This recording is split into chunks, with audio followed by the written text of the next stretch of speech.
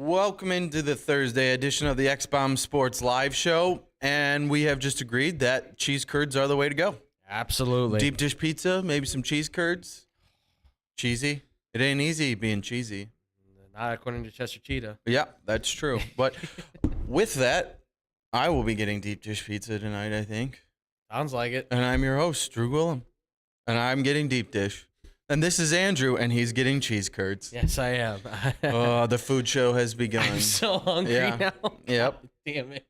Yep, I'm hungry. I'm hungry for sports, and I'm hungry for football. I am too. This is one of the first nights we have baseball, football, basketball, and hockey on. We're getting the all in Equinox. one night. If you have multiple TVs, I suggest setting them up because it's going to be a big night. Absolutely. I'll only be watching 3 of the 4, but you know what? That's okay. And speaking of big night, let's just get right to it with the Chicago Bulls not home opener, but opening night for the Chicago Bulls on the road against Miami Heat. Absolutely. No Zach LaVine, no Lonzo Ball, didn't matter. No problem. No problem. The Bulls beat the Heat. We don't want to say handily. It's only an 8 Pretty good, I would say. They did, yes. For being out those players, they win 116-108 against the Heat. Player of the game, easily chosen, DeMar DeRozan. Marvelous DeRozan, Absolutely. if you will. 37 points, 6 rebounds, 9 assists, 2 steals, 1 block. Yeah. Again, coming back in and being the guy he needs to be for this team when they don't have their other stars and guys who can knock down shots. So after seeing night one with all the worries, I'll ask you about that, the worrisome things. I know it's not in here, but I wanted to touch on that a little bit about the worries of Zach LaVine and his knee. But of course, being out are two of the top stars on this team, what'd you like from what you saw from the Bulls in their opening game? I think it's a lot more of kind of what we saw, obviously, when LaVine went out and Lonzo went out, where DeRozan certainly picking up a lot of the pace and a little bit of the quote-unquote slack, if you will. But I think that the chemistry certainly seems to be there, building more so with this team now that they've been together. I think the additions of guys like Drummond and especially Dragic have been very good additions. That we could see more out of Drummond, I think, but even still, the inside scoring he gave, the rebounding still nonetheless was great coming off the bench. Dragic is a guy. I think he can. Sorry to cut you off, but I still think he can show more. Absolutely, he hasn't shown enough. I know, I understand it's first game, but he can show more going forward, and hopefully he will to give this team a boost down low. For first game in, 9 points, 5 rebounds, and get a block. That's pretty good, I would say, for the most part. And his 3-ball was not too far off either. Like, he clearly practiced 3-pointers. He's going to attempt a couple here and there, so he knows what his game is supposed to be. But he's not afraid to kind of be the stretch guy out there. And I just liked the way that they played together. And I think one of the big moments for me was in the fourth quarter. You saw Miami kind of starting to come back. DeRozan's not out there. It's all the backups. And they get the lead, and they hold the lead. And that was a huge telling point to say, okay, so they've got a bench right now that they feel good enough to say, we can rest the starters, give them a break, put them in. They can get points because this is a Miami Heat team that we know is a playoff. First in the Eastern Conference last year. Absolutely. Top seed. Playoff team, high caliber, Jimmy Butler, Tyler Hero, they did their thing. But the Bulls somehow found a way to match with them just right. And I was impressed. Which the broadcasters were talking about this on the game at the end of it, and I believe Kendall Gill as well touched on it a little. Miami came out and they looked somewhat laxed. Yeah. They didn't look like they were treating this game like it was going to be a big deal for them. Like they should just go out there and win this game automatically just because they are the superior team and they're healthy. It's not what happened. No, absolutely. Again, I think they were not prepared for what was going to come from the Bulls when you consider, LaVine's out, and you think, well, there's one scoring option out of the way, but you saw other guys step up. You saw other guys take big roles. And when you cannot stop DeRozan, which they could not, again, he looks like he did last year coming into this team. That was extremely impressive. And doing the things that he needs to do to help pick this team up with more stars are out. Oh, for sure. And by the way, too, an unsung hero in this, I want to say, has to be Vucevic. for a guy that we've never, ever given him any props on the defense. He played well. Props on you, sir. You got rebounds, all the way around, blocked 3 shots. All the way around, this team played defense. Yeah. And looked fairly well doing it. Absolutely. Which is, again, they had their moments last year, but. Of course. And that's going to happen more so. But for what we saw from this unit, how they played together defensively, again, we know that they can certainly do it.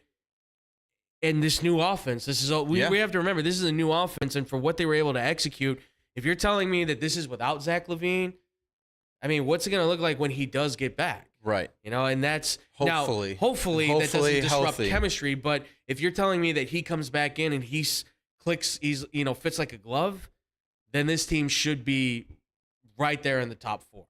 Now, I'm not going to stay there, but they should be in the early stages. They should be competing at that point. Well, since we're talking about him, I'll touch on that real quick. Yeah. What's your worry level about his knee and this situation? Going back to last week, he was quoted saying, no restrictions, ready to go. Yes. He played in most of the preseason games.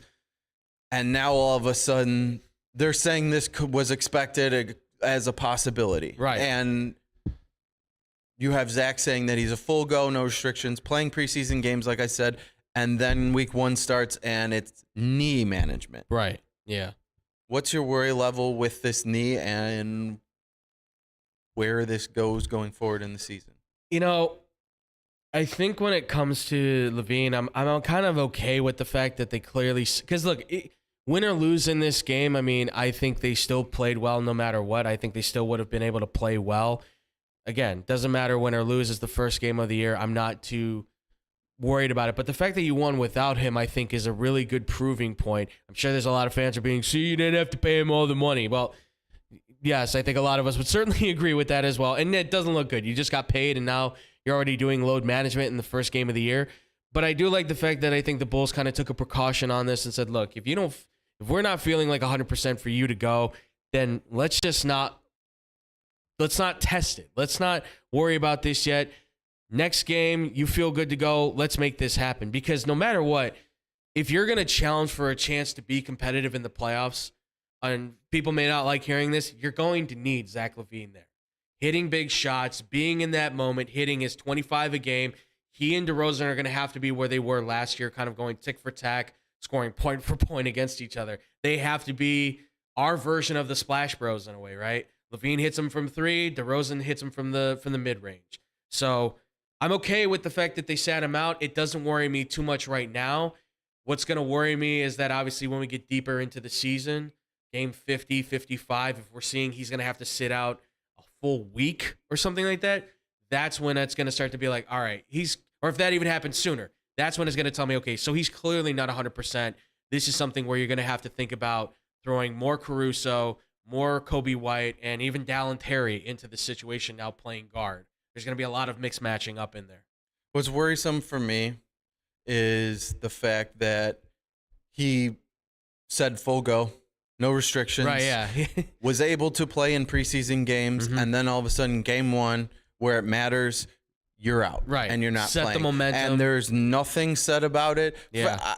It's just very weird to me, the situation and how it's playing out. Yeah. And the fact that they're going to say they plan for this to possibly happen. I don't know that I fully buy that. Right, yeah. You'd be talking about this. Right, yeah. This would be part of Lonzo the whole time. My knee hurts. I'm having pain. We're doing this, doing that. Transparency is important. That's a conversation about it the whole way through. Absolutely. This has not been the same. No, this was very kind of like, oh, this came up really suddenly. Exactly. I mean, that's the worrisome part for me. Are we going to be dealing with this all season? Right. Time will tell. But with these injuries, we definitely have young players on this team that we're hoping to see progress from this year. Take that next step to be that guy, hopefully be a guy that you win because of. Yeah. And so far, I know it's only one game, but after one game, we have seen that progress. We have seen that improvement. We have seen his game expand from Ayo Dosunmu. Yes. And this dude being I just got the chills because second round pick.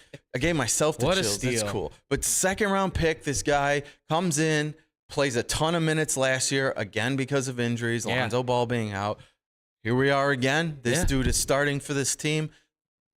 Him getting the minutes he did last year, I think, benefited him a ton going into absolutely. this. Having a leader like DeMar DeRozan, pushing him and being there for him for his I heard him on the radio. He was doing an interview, and that was one of his big things. He said, DeMar coming to my jersey retirement or ceremony at U of I meant a lot to him, showed what kind of a leader he was, and that expands throughout your whole entire team, your whole organization. Well, and we all saw it last year, right? They went to a Windy City Bulls game. They're all hanging out. They go to his jersey retirement. They're hanging, Dosunmu and DeRozan hanging out with each other. They're going out to bars. They're going out to restaurants. They're, dare I say, a family almost in that sense. Right. And already they've said, we've hung out with Dragic and we've hung out with Drummond. We've all gotten together. We've had they've gone out and cookouts and stuff. And that's important. Having that chemistry is such a key role, because we were going to talk about the NBA, but I decided, you know what, it's probably best that we kind of keep this one short because there's football on, folks. There's everything on. Yeah, absolutely. There's everything on. But there's one team that last night did not look like they had chemistry. They're in Brooklyn right now. They obviously have no connection whatsoever. And that's the thing, is you look at them, complete disconnect from each other. They're not communicating. This team, they're talking with each other. And who's doing a lot of the talking?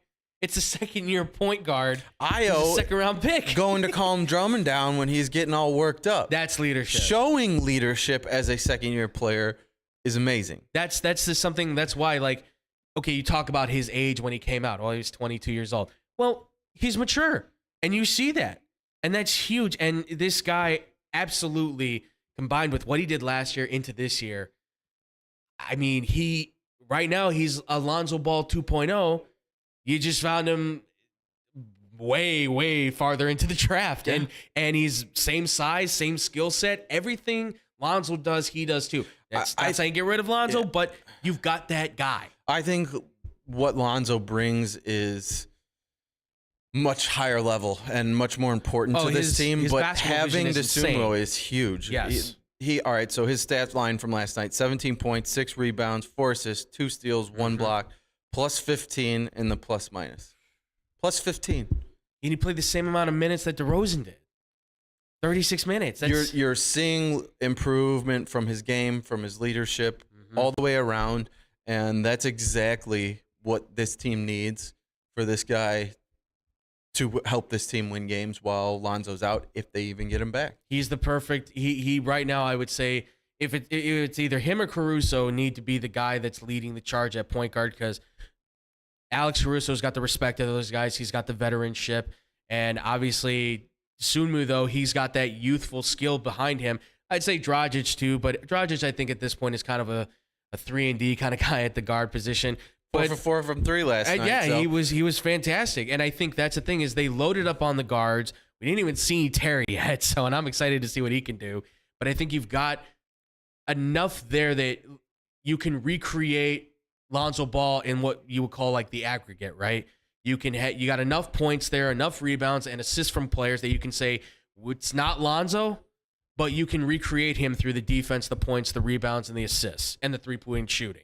So, and I think Dosunmu being at the charge there, I think that's perfect. Give him the experience, give him the chance, and you have other guys that back him up. And Lonzo even said, he's like, yeah, I worked with him. I helped him out. We know what's up. We know what he's got to do. So that's key. When the starting guy's saying, I think this is the next dude up, that's huge. Chemistry's good. They trust each other. The effort's there. They're hustling all the way around. It's positive things, while there is the negative with this team as well. Of course. The injuries and uncertainty between some. Yes. You're seeing a lot of positive things. Absolutely. And again, it's only one game. Right. But that's still... This one game said a lot. One game, yes, can speak volumes to the direction this team's headed. Absolutely. Now, along with Io, we have another former first round pick, fourth overall, who we have very much been begging and hoping for improvement, progression, and to see something. We've certainly been very patient. We've been very patient. Again, this is Patrick Williams we're talking about. Yes. Again, very young guy. Absolutely. Still has a lot of growing to do. Absolutely. On and off the court. Yeah. So Patrick Williams, once he was very disappointing last night. Yeah. He had 4 points, 2 rebounds, 1 steal, 2 for 6 on the field goals, 0 for 2 from 3, and a -4 ±. You saw a flash in 2 of his points. Yeah. Was him being aggressive and taking the ball to the rack. Absolutely. And he scored. That's what we want to see. Yeah. With ease. Again, this guy, when he plays aggressive and goes towards the basket, yeah, and is not just kind of standing around, playing around and around the 3-point line. Right. When he's showing that effort and hustling, you see the difference. Oh, absolutely. He's a totally different player when he's bringing the aggressiveness. That's when we see the paw come out. That's the guy that you drafted 4th overall and said, there's that defense with the aggressive inside game that can hit his mid-range, that can occasionally hit that 3-pointer. That's the player you want to see. That's no matter who he's playing against. Yeah. Minnesota Timberwolves game last year where he scored 30+. Yeah. I don't care who's playing it on the other end. Still, you score 35 points in an NBA game, that's pretty good. Absolutely. And it's because of that aggressiveness. Right. Hey, guess what? You're basically the guy in this game. Yeah. Show us what you got. Yeah. Step up and show us. Take that mindset and that mentality into every game. Absolutely. And you're not going to have to be the guy to lead the charge, but take that mentality into your game and your position and role on this team. Yeah. Well, and here's the thing with Patrick Williams. Like, I think Billy Donovan's going to have to really consider what the next step is with him, because I'm not saying he's a liability, but I mean, let's be honest, this was not a good showing for him. He had his defensive moments in this game for sure. He pressed on guys here and there, but there were some times where he also let them go through him very easily. And I think Donovan's going to have to consider, because Javonte Green, we know, is a very active man. He's very energetic. He's not the best defender, but he does frustrate guys, and he does have that offensive switch that he can flip on and be kind of an energy bunny for this team. Oh, high motor guy. Absolutely. Right there. So, and can jump out of the gym. Absolutely. And I think, look, between both of these guys, you can say that maybe both of them should be kind of, in a way, coming off the bench. But I would say if Williams continues to kind of stay on this level, perhaps giving him a chance to come off the bench again while Javonte takes over that role, gives the Bulls that small ball, fast-moving pace offense they would like to use, and then allows Patrick Williams to kind of work his way back in. And then Billy Donovan basically says, look, man, you're in that 3rd year. It's kind of do or die at this point. You know, it's time to start proving what you can do or not, because we trust you, front office trusts you. That's why we drafted you, but we need to start seeing it from you. So, but I still like the guy. Like you said, he's young. He's 21 years old. He's still growing. He's still getting better. There's still an opportunity for him to be one of those impact players. It's just now in these first 30 games, we really need to see him, especially against the worst teams. He definitely needs to be like a guy that can step up, I think, in those moments. The better teams, sacrifice yourself on defense to be able to help, for sure, get the wins. But against the worst teams, feed him the ball a little bit more. See more what he can do. Right. And let's see him attack. Let's see that man that's supposed to be like next Kawhi Leonard come out. You know, I'm not saying he has to be, but I want to see that Mamba mentality, or whatever you want to call it, that aggressiveness come out of him. Just commit, attack, and destroy, please. Yeah, well, got the ability. I would love for DeRozan to score 37 points every night, but that's just not going to happen. We don't want that to happen, because that's DeRozan playing a ton of minutes. Yes. Taking a ton of shots. Yeah. And at 33 too. He's not a young pup. You saw where he went through stretches of, you could tell he's losing his legs. He was wiped. He's tired from playing all those minutes. Yeah. And then having to put up all those shots, it wears on you. Absolutely. And throughout the course of a season, we need more from Patrick Williams. Absolutely. And we need to see more from him going forward. For sure. And I hope it happens. I really do. Absolutely. He could be a very big piece for this team. Absolutely. Well, speaking of going forward, the Bulls have a little bit of, after their next game, they have a little bit of a homestand. Mm-hmm. But the next 8 games for this team, we have at Washington, then 3 home games versus Cleveland, Boston, then Indiana. Mm-hmm. They go on the road at San Antonio, back home Philadelphia, away at Brooklyn, and then back home versus Charlotte. Yeah. some tough teams in that stretch. Absolutely, yeah. It's a very tough team. It's a very, very good. I like this though. It's a very good pool of teams in there. An improved Washington team, an improved Cleveland team. We know what you're getting out of Boston. Yes, sir. Indy doesn't scare me one bit. I will give it at least. I think they're not going to be pushovers per se. Not pushovers. But you can beat them. I think they'll be effort team, try hard, but at the end of the season, you'll see those deficiencies Halliburton is incredible. Yes, he is. San Antonio, I'm not concerned. Philly is tough. Brooklyn, we'll see. I'll tell you right now. They have the talent. I'll tell you right now. If what I saw from Ben Simmons is the so-called effort that he was planning on giving to this team, boy, it's going to be an easy game. Yeah, it's going to be an easy. How are you going to foul out, man? They still have Kevin Durant and Kyrie Irving, which are pretty damn good players. And I hate to say it, but those two players are still better than anybody the Bulls have. Yes, yeah. And I'll argue that if DeRozan continues to play the way he has last year and so far this year, him and Kyrie, while Kyrie's amazing, right? Yeah. If DeRozan's going to play like this, well, he's amazing when he's on. He's amazing when he's on. Problem is I don't know where that team's at this point. I get very bad. I watched that game because I wanted to see what because everybody knows I love Ben. I love Benjamin. Why do you hate Ben Simmons? I love Benjamin Simmons. What are you talking about? He's my favorite player. You just hate Brooklyn altogether because of Ben Simmons and Kyrie.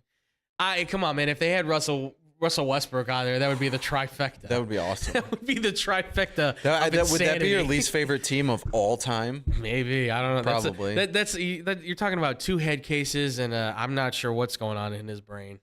There's a lot going on there if that happened, but I definitely think you can beat Washington. I actually think they can maybe handle Cleveland a little bit.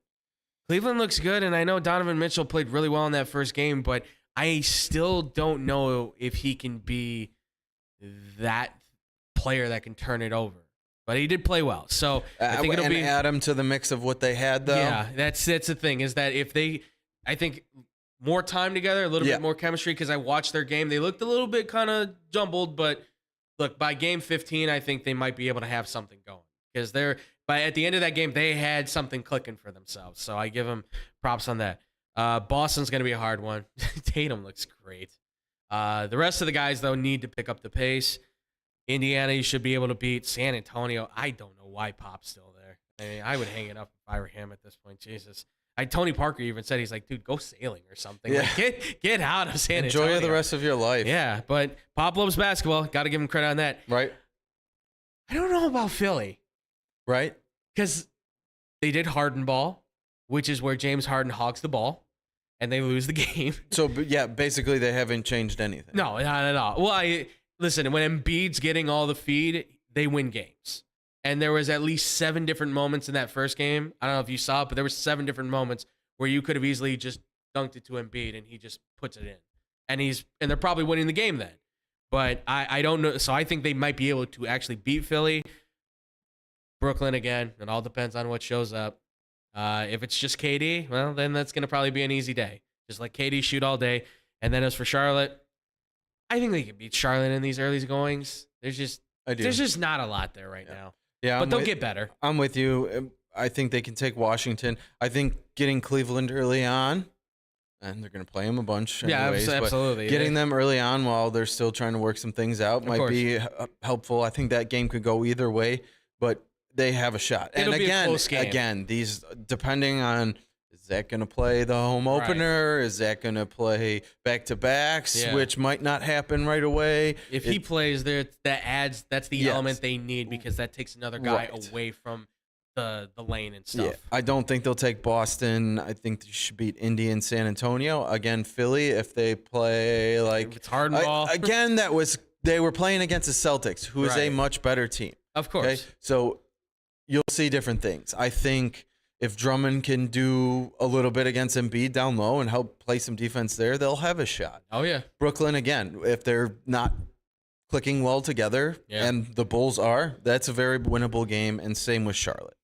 Yeah, so easily. Hopefully they get a nice stretch here. Hopefully we can get Zach back. Sounds like a nice winning record if everything goes the way we're talking about it. So let's start the season off right. They did last night. Hopefully that continues, and they can just feed off of game one and keep it going. Absolutely. Well, I have just made the decision that we are not going to take a break, and we are going to get right back to college football. It's taking the executive order to a whole new level. This is my show today. I'm hosting. That is true. Better believe that. You have the call. Yep. Well, now I got to put optional, because I'm excited to get into some of these games from this past weekend. So our Week 7 college football review to start with. Boy, we have a list of games. I can't actually see them because, once again, your boy's hosting over here and the TV doesn't work. I'm sorry. Never fails. If I may say so, before we get into the college stuff, our boy King B. Mac, of course. Absolutely. He said Darius Garland got poked in the eye last night. That's true. He did get poked in the eye. So he may be missing from the game against the Bulls on Saturday, which is, you don't want to see it because Garland's a good player, but that does help in their advantage. It does help Dosunmu out, takes another guy out of the scoring for them. He also said no structural damage, but he did suffer a laceration, so they'll likely keep him out, which, again, don't want to see it, but for the Bulls, that's a good one. It gives Dosunmu a free open opportunity to take on the backup, gives him a good shot. And he said, so, good chance that the Bulls can build some momentum. Absolutely. Thank you, B-Mac. Just want to say thank you for the comments, man. Appreciate it. Always quality comments from B-Mac. So keep them coming. Appreciate you. And they are up. Just so you know, the games are up. I have the confirmation. So. But good. We wouldn't know because I can still see myself and you in the TV. Yeah. It's just a glare. Yeah, I know. So it's okay. Equipment can only do so much. Yeah. So we had some wild and fantastic games going on. Oh my God. This was a great week for college football. I didn't get to see all of them. I was pretty busy all day long, so I didn't get to watch a ton. But from what I did see of the Michigan-Penn State game, love seeing them roll. I know we talked about it yesterday, so I won't go too far into it, but two stud running backs just going to work. Blake Corum, Heisman finalist, I think, at this point. He is stamping his ticket now. He's a stud. Yeah, a Heisman moment for sure with that 61-yard touchdown run late in the game. That's crazy. Basically just holding them to 3 points in the second half, totally blowing them out of the water in the time of possession. The rushing game, the defense that stopped them, amazing. For me, Alabama, Tennessee was ridiculous. Love the end result of that game, the way it happened. It was wild. The back and forth nature, being Alabama being down, then they tied it, then Tennessee fumbled, they scoop and score for a touchdown. They're up. Just the way the back and forth end, even to the kick at the end that got blocked and spun around and still made it through. Well, I think we've come to the consensus that we were talking on Blow the Whistle today on the radio site, 2 to 4 p.m. Mondays. Just did today. We were talking about it, and I think he just knuckleballed it, the kicker for Alabama. It looked like the Alabama lineman got a finger on it. Yeah, it looked like somebody, but I think he just kind of whiffed on it a little bit. He may have, but I saw a hand on there too. Yeah, but that God, I love Tennessee so much right now. They're good. Hendon Hooker looks like a legit first-round pick kind of quarterback. If I'm the Bears right now, I'm calling that kid Hyatt and saying, how much you want? That 5 touchdowns, he just beat the entire DB system at Alabama 5 different times on pretty much the same damn play. Just they couldn't stop him. On, I believe it was like 7 or 8 receptions, and he had 5 touchdowns. Yeah, the first one in I think it's like 5-10 years now it's been or something like that since somebody's done that against Bama. That was insane. Tennessee right now, you have my heart. Yeah. You have my heart. They're fun to watch. Absolutely. And they are damn good. Oh, absolutely. The other game that was awesome, crazy I saw the end, a little bit of the end and into overtime, Oklahoma State and TCU. Picked TCU, just saying. No big deal. I mean, I'm pretty sure I think you did too. I had them as well because I don't trust that kid Spencer Sanders. He looks fine, but TCU, they are a really good football team. They're a really good football team. That they are. They look good. They score a lot of points against anybody. Yeah, it doesn't matter who they're playing, and that sucks because I've been writing Texas for a while now for the Big 12, and they play them at the end of the year. So Quinn Ewers better outplay TCU. Otherwise, I'm out more equity on this thing again with another quarterback. So, damn it. Any more games there you want to talk about? Yeah, Old struck your Dominion. eye? What the hell, man? You made Coastal Carolina look bad. I will say Grayson McCall, the quarterback, still looked good. I still like that kid. I still think he should be a draft pick for sure. But Old Dominion coming out and just really slapping CCU in the face. Cameron, look, man, I'm so sorry. So sorry that your Florida Gators just still couldn't get it done. Are Not you? really, You're no. not sorry. Not really. Don't lie to the kid. No, I'm not sorry at all one bit. I'm also not sorry that Tom doesn't know how a good football team looks like because... Well, he's a Notre Dame fan. He's never really known a good football team. Oh, yeah. Even when they think they're good, they're not. And for somebody who told me that when Stanford plays in Notre Dame, Notre Dame usually wins. Well, not this time apparently. That was not a good look for them. I get so much joy and happiness out of Notre Dame being awful. I mean, they're clearly going through like their rebuild or whatever because Marcus Freeman first year. Sure. They're going through their motions. I will give him that at College least. teams recruit. They don't go through rebuilds. No, okay? I know. Yes. Well, according to Nick Saban, last year was a rebuild. Yeah, okay. Yeah, whatever. Right. Yeah, you should be able to... That's the BS excuse you give for sucking and not winning a national championship. No, I completely agree on that. And this is just one of those where it's just like, dude, get those recruits in next year and see what you got. Like, take this year, chalk it up to an L. Texas being able to barely beat ISU scared the crap out of me, but thank you for holding on. And yes, DJ, I appreciate you looking good for Clemson because I'm getting back my QB equity with him because he looks good. I think he's pulling himself into potentially being a higher draft pick now.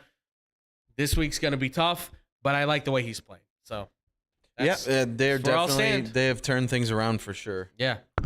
And goddamn Kansas, so close, man. So close. Are you ready? I am. Are you ready for it? Yeah.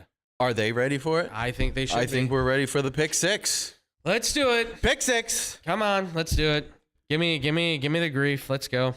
Wait. Oh. Yeah. Okay. Come on, let's go. Do they even play this week? I don't think so. I don't think so. I think they get the bye week. You're off the hook. Okay, cool. For this time. Well, I think this time. This time. This time you're off the hook. All the times that it happened in the past when you just decided to blow them off. I'm going to tell you right now. Blow off a real team. Yeah.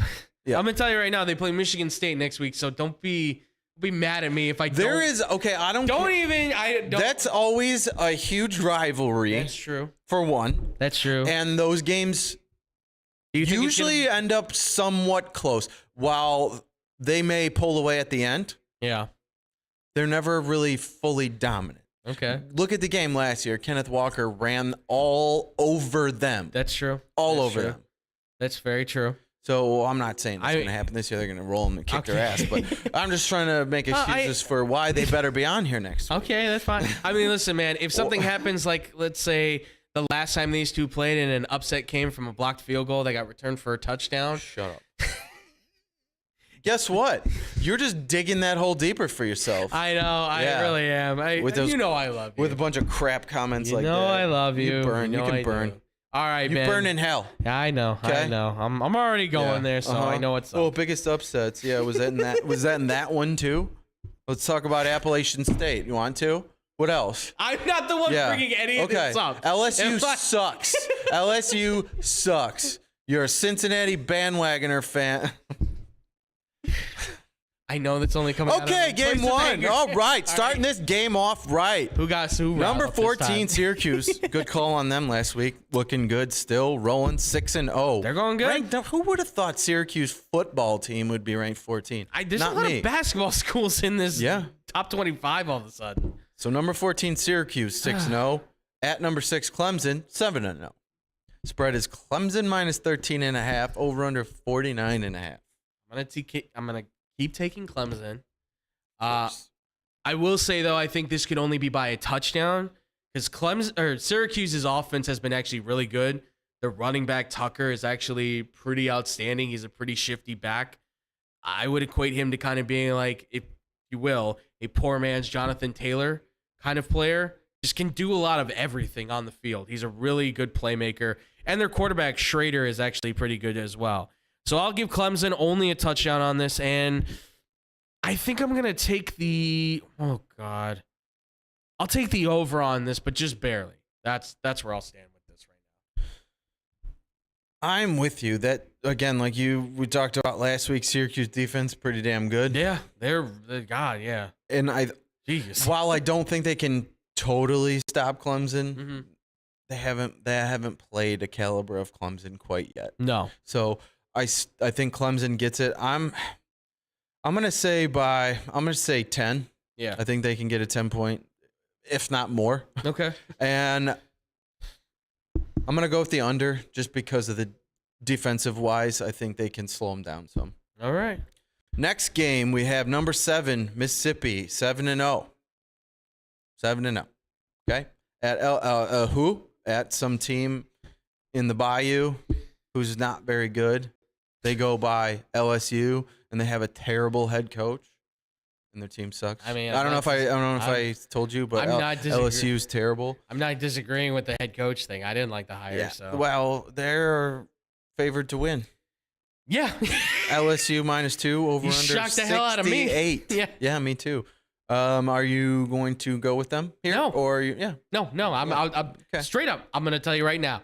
Ole Miss, that defense is really good. Now, Jaden Daniels, the quarterback for LSU, has made massive improvements, but like we've said with Lamar Jackson, when your quarterback is running the ball and leading your team in rushing, that can be a major cause for concern, and I have major cause for concern that he's going to get hurt. This Mississippi team can hit. They can hit hard. I like Mississippi in this. I'm going to take them by a full 6 points, and I'm going to say I think this can hit the under just because I think this is not going to be that high scoring of a game. There's going to be more defense on this. And Ole Miss's offense is not high powered, but they can score points. But I'll say it hits the under. Yeah, I'm gonna take Ole Miss too. They just have looked pretty good. They're solid. They're pretty good. Lane Kiffin has been a solid head coach. Absolutely. Doing good things for them. And look pretty fancy while he does in some games too. Oh yeah. Bama better watch out. Wearing some bougie suits coming into those games. You could be losing to both Mississippi's teams. Wouldn't that be something? That'd be great. Yeah, I'm gonna take Ole Miss. I'm gonna take them by. Go ahead. I'm gonna take them by 2 touchdowns. I'm not blaming you on that. Trust me. I just don't think that. Yeah. I'm very surprised by this spread here. So am I. Like I said, I looked at it and I go, "What?" Yeah. But I'm with you. LSU's favored? I'm with you on the under. That's a lot of points, and I don't know. It's possible, but I don't see it happening in this one. Right, I am with you. Next game we have number 9 UCLA, looking good, 6-0 at number 10 Oregon. Who after week 1 would have thought that Oregon would be up to 10 again? I know. They are 5-1. The spread is Oregon -6 over under 69.5. I can't wait for this game. This may actually be my game of the week. I'm just going to be honest, because for those who don't know, who is the head coach right now at UCLA? That would be Chip Kelly. Does anybody know who was the head coach of before then in college? That would be Oregon. Yep. So this is a comeback home game for him in Eugene. The fact that Oregon's favored in this game really surprised me. I thought this would be a lot closer. I'm going to give it to UCLA. I'm going to give them 2.5. And I'm going to say this hits the over because holy cow, that quarterback they got at UCLA is good. For a guy that was Tate Martell's wide receiver in high school, converted quarterback. Tate Martell. I call him Kate Martell because he was supposed to be so great, but he's not even in football anymore. Because he sucks. Yeah. It was never good. Yeah. Meanwhile, never good. Your receiver / backup here at UCLA, who everybody thought was going to be a dud while you were the stud, actually looks like he might actually be a pretty good draft pick if he goes into the NFL, I think. I'm taking UCLA on this one, and I'm taking the over. Yep. Easy. I'm with you on that. Chip Kelly gets revenge. UCLA, yeah. The way Chip Kelly runs offense is a lot of plays, quick pace, moving. That means a lot of points. They're not going to hang. No, I don't think they will. UCLA has the superior quarterback, superior team, I believe, as well. And I think that it's going to be UCLA, but I'm going to give them 10 points. Okay. And I'm with you on the over. Yeah. I can't wait for this game. Oof. It'll be fun. Next up, we have number 20, Texas, 5-2. At number 11, Oklahoma State, 5-1. Spread is Texas, -6.5. Over-under is 61 points. Texas is a different team now that they got a quarterback. Quinn Ewers makes a huge difference for that team. That kid is special. That's a Texas quarterback. You just saw it in the Alabama game. Yeah. When he played, when he started, they looked like they could win that game. Absolutely. And then he went out and things changed. Everything changed. And when he got back, everything changed. I think Texas is the best team right now in the Big 12. I know the record doesn't show it, but I think they are one of the best teams in the Big 12. If not the best team in the Big 12, TCU, I would say, is right behind them. Oklahoma State, I don't think they're real true contenders. I think they're actually pretenders. They've relied a lot on the fact that they've been scoring a lot of points. Their defense is not that great. Are we playing a game? Is that you said pretenders? Yes. We will play that game, I promise. Flashbacks from the past. Trust me, I know some of you guys have been asking for the games. They will come back, I promise you. A little bit of ways through the season. Absolutely, yeah. We'll get. Well, we still got to do. I got to get rankings together and stuff. If we didn't have football and stuff, we'd be doing the rankings and everything because certainly got to talk about what's been happening there. Whew. But yeah, I'm taking Texas on this. I'm gonna maybe go 12 on this. I think I'm gonna go 12 on this, and I think it's gonna hit the over. They score a lot. Both teams score a lot of points. I'm gonna just take Texas on this. I think they can hit it by 12. I'm taking Texas as well. I think it's gonna be a closer than what you think. Okay. I'm gonna say Texas by. I'm gonna say 6. And I'm going to take the over as well. I think both sides, if Oklahoma State showed you last week against a very good TCU team, that they can put up some points too. Absolutely. And play very strong football against a solid team. I think they're going to be right there in it. It's going to be close. It's going to come down to maybe a final possession. Who knows? Maybe overtime again. Yeah. But, I'll take Texas by 6, and I'm going to hit the over on this one. All right. Next game, we have Mississippi State, number 24. They are 5-2 at number 6, Alabama, 6-1. Ooh, spread is Alabama minus 21. Over under 60.5. Please, 2 losses in a row. Please. Well, my favorite thing already. Somebody interviewed Mike Leach, and he was like, "So, what do you think about the upcoming Alabama game?" And he goes, "I really don't care." Just not giving Saban anything. And I love it. I'm going to give it to Alabama, I think, on this one. Just going with my senses on this. A little bit of a bounce back. But I think Bama's only winning this one by 5. So I think Mississippi State, we've seen it. Will Rogers, I think, right now, I think he leads the nation in passing touchdowns. I think he can do it again. I think he's going to have another big passing attack. And there's a good shot that Mississippi State can take it, but I will say Alabama by 5 on this one.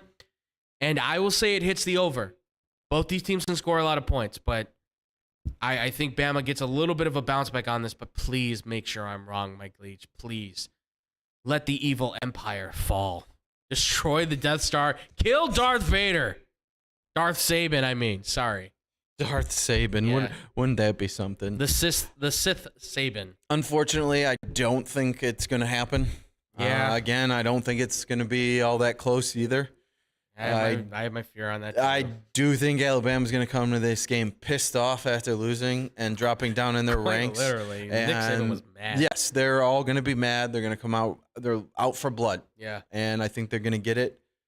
I don't know that it'll necessarily be 21 points, but I'll say 14. Okay. Maybe we could push that number a little higher. Okay. But I'm gonna take the over on this one. I think they're gonna come out swinging. Yeah. It'll be a shootout. Mississippi State's gonna have to fire back if they want to keep this close. And that's what Mike Leach loves to do. He loves to let that rocket fly. And hopefully we'll see it. Absolutely. All right, for our final game, we have number 17. Number 17. Yeah. Who would have thought? Who would have thunk it, man? Who would have thought? Kansas State. Yeah. Okay. Who would have thought? Number 17 at number 8 TCU 6-0. Spread is TCU minus 3.5. I would kind of push for more, I think, but yeah. Over under is 54. You know what before I answer this, you know what I just realized? All year long in the off season before college football starts, we were all talking about how the college football change was coming to the divisions and the conferences, right? And how the Big 12 was supposed to sink. And yet, the Big 12 is really filling out a lot of the top 25, it looks like. I'm pretty impressed, I got to say, for a conference we all thought was dying. I got to give them props. I think I'm going to take Kansas State on this because they control the clock really well with Adrian Martinez doing the Dak Prescott run the ball, throw the football for accuracy kind of thing. I like their game plan. I think it's been a smooth kind of rolling situation. You may remember this. I talked to this on Blow the Whistle. This Kansas State team reminds me a lot of the one that had Colin Klein, who was the quarterback for Kansas State, who ran for like 25 touchdowns in a season once. He was the Heisman Trophy finalist with like Johnny Manziel and I forgot who else there was at the time. Manti Te'o and those guys. He was like in that conversation. Yeah, right. Yeah. Where'd he go? Oh no, that was just his girlfriend. Yeah. He's a real person. It was his girlfriend who was fake. Yes. He went to Notre Dame. Well, his girlfriend was a real person, just not exactly a woman. So, fake. No. Well, then now we know. Now she is. So. Yeah. But nevertheless, I'm gonna take Kansas State on this. I like the way that their offense plays. I think you can control the clock against TCU. The problem is TCU can lay it on real fast. But I'll take Kansas. I'm going to take them by a point. And I'm going to take this is tough. I'm going to take the over. Just over, though. I think Kansas State. Smidge. It's smidge. Because I think Kansas State's defense is good enough that they can maybe stifle TCU a little bit. Again, what's it like being wrong? I will not go against this TCU team until they prove otherwise. Okay. For me, they have looked really, really good. Yeah. They have played well. They've been in an extreme battle last week in overtime and came out on top still against a very good team. Absolutely. Okay. I'm taking TCU. I'm going to take them by a full touchdown, and I am going to take the over as well. There you go. By a smidge. Okay. Can I just say, too, from what we just saw in the past recap and considering all the games that are here, I think this just goes to prove by now for anybody that's doubting it, the transfer portal is absolutely a gem for college football, and it makes it way more interesting. And not making them sit out a year and jump in and play for their new teams. If a damn coach can do it, why the hell can't the players? It makes the game more exciting, more interesting. I get there's a little bit of here and there. The NIL stuff is insane. Yep. But for the time being, I love it. I'm with you. Creating chaos. Come on, let's go. Chaos is fun. Absolutely. Let's push it to 12 teams already. Let's get this bracket thing going. You know what? Let's do what Mike Leach said. Let's get it to 64 teams. No. Too many. Well, Scott Drew or whatever from Baylor, the head coach at the basketball team, was like, you know what? Let's go to 128 teams. Wow. So no. Imagine that for college basketball, folks. I mean, it would probably be fun. That'd be March, April, May madness. Yep. That's a lot of madness. Yes. Yep. But I'd be there for it. Yep. Just letting everybody know. And we are going to get the hell out of here and go watch some sports madness. And eat. And eat food. My belly's rumbling. Yep. He needs his cheese curds, and I need my deep dish pizza. Absolutely. So that will do it for the show today. Mm-hmm. Thank you. This was fun as always. Tell everybody where they can hear you, find you, look at you, email you about why you hate certain people and I don't hate why anybody. you always like to rag on Michigan. Who's ragging on Michigan? Hey, just it ain't me. Well, you don't I don't got no beef with you. This isn't the time for explaining yourself. That was earlier. Now you're supposed to throw out your social media. All right. Well, just real quick, our boy Frankie Shaker, man, he chimed in on our Facebook side and he said, "I want Alabama to lose." But they probably That's won't. right, Frankie. Yeah, Frankie, we're right there with you, man. But they lost last week, and that was glorious. Yeah, absolutely. And listen, if they don't lose this one, they got Ole Miss coming up here very soon. That should be fun as well. That's probably going to be a fun one, too. If you guys want to find me, I'm at TheFluffyGuru on Twitter. I'm also at Boom Crew Captain on Instagram. Obviously, you can find me here on the show Wednesdays and Thursdays. I'm doing the hosting and the co-host and stuff. When Drew's doing his thing as a host, you guys can check me out here as always. And, of course, I'm at Blow the Whistle as well, radio side and TV side. TV side is TBD because right now we've got some other shows going on and stuff. So we will get back to the TV stuff as soon as we possibly can. But be on the lookout for that, ladies and gentlemen. We got a lot of good stuff coming at you very, very soon. Trust me. And you can find me right here on Wednesdays and Thursdays doing the thing, either in that chair or this chair. It all depends. Absolutely. By the way, Frankie says Michigan is subpar. What does he know? He's a Cleveland fan. Okay. Good luck. Good job, Frankie. He is an Ohio State fan, I take it. Frankie, if you are listening. I hope not, Okay. but he's a Cleveland Browns fan. You've enjoyed crap forever. We love you, Frankie. Yes. Miss you, buddy. Absolutely. But yeah, check me out here Wednesdays and Thursdays. Also on Instagram at ddocwill25 and Facebook at Drew Gwillem. All right, if you want to check us out, you're watching us right now, probably on Facebook, YouTube, Twitch. We're doing it all. Check us out. We got all great information there. All of our videos are posted. Have more stuff coming out as well. All our updates will be posted there, so look there for that. Twitter and Instagram at XBomb Sports on both. Have our updates as well there. Posts, quick little videos. Absolutely. Jake Bradley likes to put things about Seattle Seahawks on there a lot, I've noticed. Yes, but, you know, maybe we could find somebody else. I will be talking with my boy Jake. Give him credit for what the Seattle Seahawks were expected to be there, looking night and day. Absolutely. So congrats to them. By the way, Frankie congrats says, to you, too. Frankie says yes to both. So yeah. Just threw up. Yeah. Both. Well, then make sure that third week in November, man, be watching for us, because then you can talk smack with Drew all you want. Oh, the smack talk will be happening. Also, if you would like to email us, you could check us out at xbsportsofficial@gmail.com. Andrew loves hearing from you. I do. But be nice, okay? I do. Don't be a bunch of dicks to most him, of okay? you guys are nice. Most of you just send me the same videos over and over. You know what they are. Mo Bamba. I still get those. And Trace McSorley. Well, now I'm getting Jahan Dotson. Yes, the same guy made a video about Jahan Dotson. So. Okay. And some other people, somebody sent me a Ben Simmons diss track that I guess was on the internet. Fantastic. Thank you, by the way. Yeah, he probably loved it. Oh, absolutely. All right, going into our shows and podcasts, check out Blow the Whistle. Again, like Andrew said, the TV spot is on hiatus, but you can you can listen to them every Monday from 2 to 4 p.m. On sportstownchicago.com, doing great work as always. You can check out Brandon Januska. He is a 94.3 WMKR. Yeehaw, Brandon. Yeehaw. Yeehaw. Yeehaw. Hey, whatever it is, you do great work. We're proud of you. Keep it up. Absolutely, Also, with that, Brandon is very knowledgeable about baseball, all sports really, but baseball is number one. You can check him out on Baseball Banter with Brandon. Yes, sir. All right, Monday Motivation with Hannah B. Monday Suck. You want to get him going. She was uplifting, has a bunch of interviews with some top quality people around the Chicagoland area, and even stretches out even further. Musicians, radio personalities all over the place. So check her out there.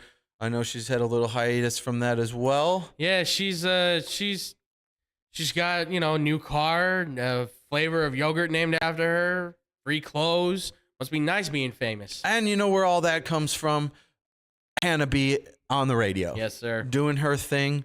You can find her on 102.3 XLC on the afternoon drive from 3 to 7 p.m. She's almost done now. Tune in for the last few minutes. Absolutely. She's doing awesome stuff. Also, check her out on the mornings on Star 96.7 with Eddie V in the morning. Yes, sir. Everybody knows the old Eddie and Jobo. Oh, yeah. That's Eddie. She's with them, doing her thing in the morning as well. Also, check out the Parlay with our guys, Kendall Gill, 15-year NBA vet, and Tony Tilo Lopez, talking about all the combat sports you could ever want. Theparlay.com. Check those guys out. Awesome work. And that's it. That's all we got. It's all the rundown. TV's still not working, but we're hungry. We're going to get out of here, go eat, and watch some sports. Thank you all for tuning in, watching us. We will catch you next week right here on the XBomb Sports Live Show.